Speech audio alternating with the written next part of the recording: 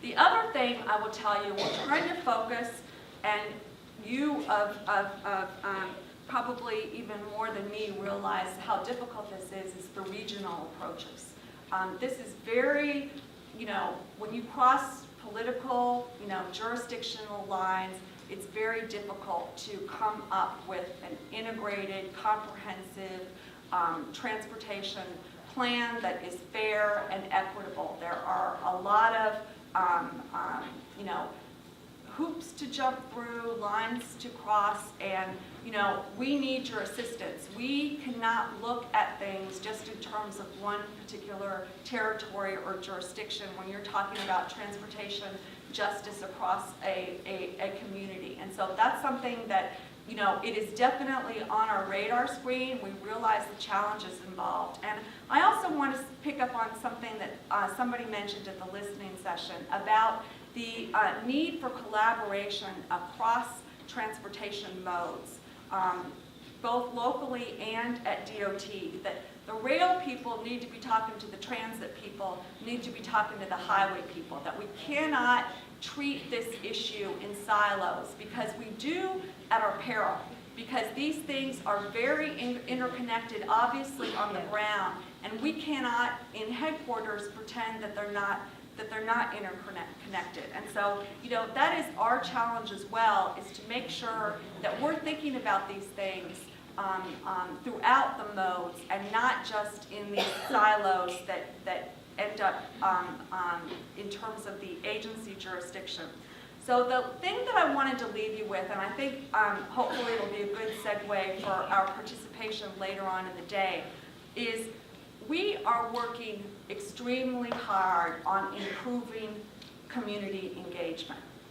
And I want you all to know this. You are the experts at doing this, but I want to tell you this because I want you to know what the recipients of federal funds are hearing from us on this issue. And that is that, when we say it's important to assess the impact of a decision on the respective communities in your area, to us, that doesn't mean just getting out the census and looking at which neighborhoods are going to be impacted and who lives in those neighborhoods and the demographics of those neighborhoods.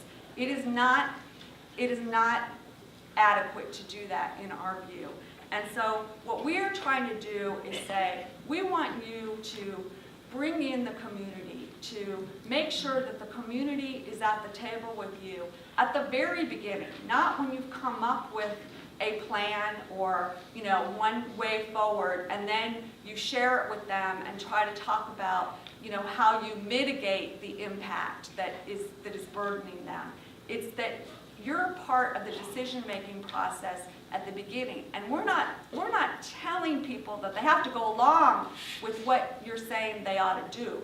We're saying that the process is very important, and that you need to be at the table, and that the outcome is going to be better for everybody if all voices are at the table to begin with. And we are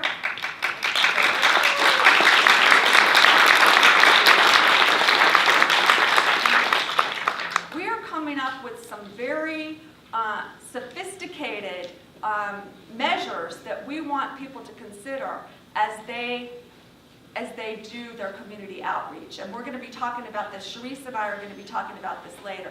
But I want you to hear these because I want you to know what they're being told is good community outreach. It's not checking the box. We had the meeting at such and such, community outreach, community engagement done. We want people to know the goals. We want them to be able to say at what part, what timeline will officials solicit and secure participation. We want them to identify the affected communities, making sure that they're reaching out to racial and ethnic minority communities, limited English proficient, people with disabilities, low-income people.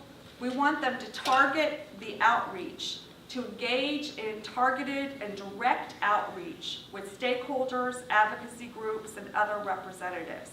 We want them to make the education that they're supposed to be doing of that community meaningful, to disseminate information that's in clear, plain English language. We actually, Charisse has done a great job. We're actually developing a transportation toolkit that tries to distill all these kind of arcane acronyms and other words that people like in the community don't necessarily understand about transportation, and say, here's how to make an effective argument. Here's what you need to do. Here's what you need to weigh in. We want to have them employ diverse communication plans. Are they reaching out to communities of color in terms of their own publications, in terms of what they're likely to see in the community? Are they comprehensively engaging? Are they obtaining meaningful participation through receipts, documentation, and recording of comments, views, input, and other feedback? The public engagement measures should be barrier-free, free of linguistic, cultural, economic, and historical barriers that impede or prevent effective public participation. Focus on the outcomes, not just the process. This is really important. What are the results of the community engagement? Not just that you heard what people said, but how did you consider what they said? What part of what they said ended up in the decision? What part did not, and why? Okay?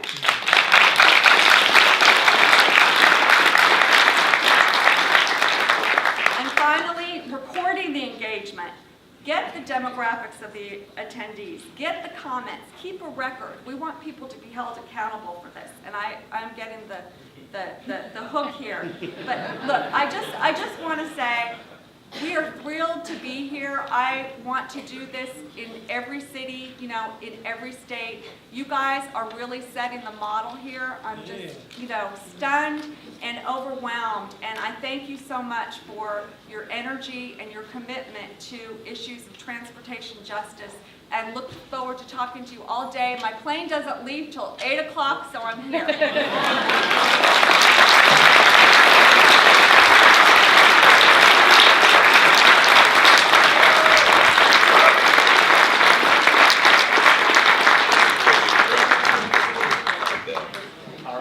Let's have one more round of applause for our great speakers.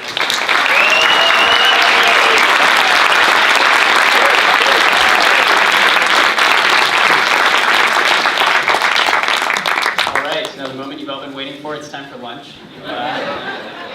We are going to feed you. You have to get some exercise first, though. It's walking back over to where we had breakfast. So we are back in